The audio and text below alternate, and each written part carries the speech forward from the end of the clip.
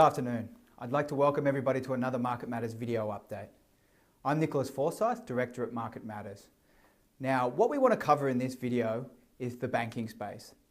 Currently, there's a lot of negative sentiment and uncertainty around the banking sector. And a lot of investors and Market Matters clients have been asking how we're approaching the space.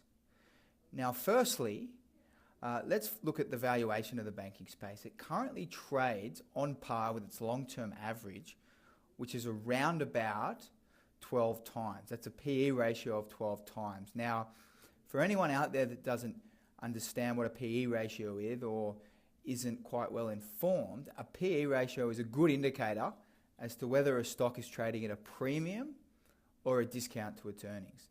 Now, to put things in perspective, the market is currently trading at 16 times, where the long-term average is 14.5 times. Now, a lot of this can probably be attributed to the fact that we're in a low interest rate environment.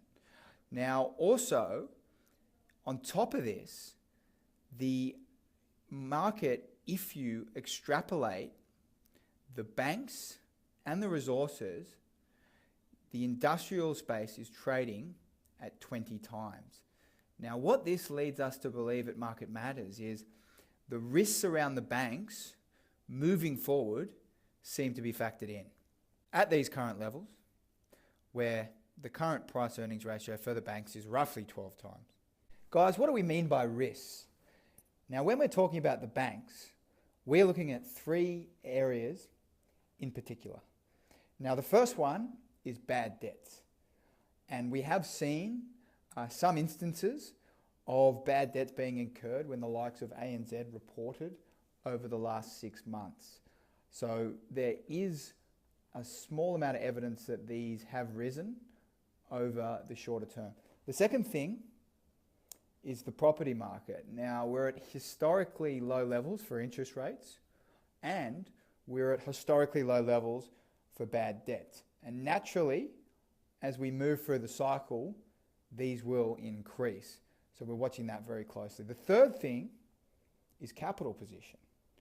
Now, as a result of the Murray inquiry, the Big Four have to hold more Tier 1 capital on their balance sheet to ensure if we ever had another GFC-like event, they would be set up to weather the storm and the government would not have to step in to bail them out.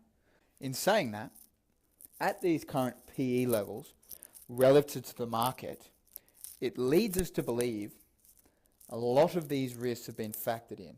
However, bear in mind, investors, that does not mean that banks will not still be sold off if we do see negative news or sentiment around them over the medium term. Okay, guys. Let's now take a look at the Big Four and what the Market Matters view is on each of them as to what we'd be doing in this market at the moment with each individual stock. Now, firstly, let's kick it off with Westpac. Now, we'd have to say that Westpac is our favourite of the banks.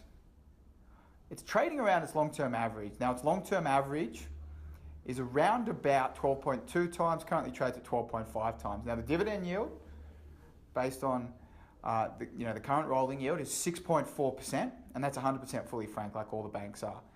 Now, we like Westpac the most because of its capital position and its dividend yield. Now, Westpac's come from 27.50. It's currently at 29.50. We would happily accumulate a pullback in the 27.50 region, and for now, we'd be holding it, hoping to sell it if it pushed up into the mid-30s. The next one is CBA. Historically been our favourite. We've always been big fans of CBA, and we've got a position in the portfolio we've held for quite some time. Now, CBA trades bang on to its long-term average of 13.6 times and yields around about 5.6%. Now, with CBA, it's currently trading at around that sort of 74 to 75 mark. Now, we'd be a happy buyer of CBA towards the low 70s. Preferably under 70, but towards the low 70s. And we'd be a happy seller if it pushed up into the 80s. The third one, which we do currently own as well, is ANZ. Now, ANZ has become a bit of a turnaround story. Now they're looking to pull out of Asia, which is something they'd probably say has been unsuccessful. Now, given the risk around ANZ's earnings moving forward, there is a bit of a discount built into it. So this could be looked at as potential opportunity and what we like to call a turnaround story, as I said before. Now, ANZ currently trades at around 10.4 times. Now, its long-term average is 11.6. Now, you can see that's a heavy discount to that actual figure. Also, as well, you're looking at a dividend yield of ANZ of around 7.1%. Now, currently the stock trades at about 24.50. It's been as low as 22.50 odd. We would be an accumulator of ANZ into weakness, back towards that 22.50 level. And we would be selling that if it did get up towards 30. The last one is NAB. Now, given that we own 3 of the 4 banks, we wouldn't have an interest in NAB.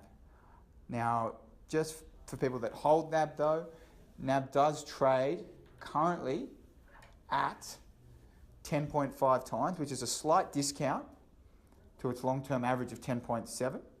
And if you look at the dividend yield of NAB, it looks quite substantial at 7.9 times. One thing we want to indicate though is we think the NAB dividend potentially could be at threat based on the bank's capital position. And we think there is a genuine threat they may have to raise equity sometime in the near term, meaning that dividend of 7.99% isn't necessarily what investors will get in their pocket moving forward. Guys, I hope this video all makes sense and adds some value to what you're doing. Now, if you had any questions about it, feel free to call the Market Matters hotline, which is 1300 301 868. That was 1300 301 868. We'd be happy to take any of your questions about the banks.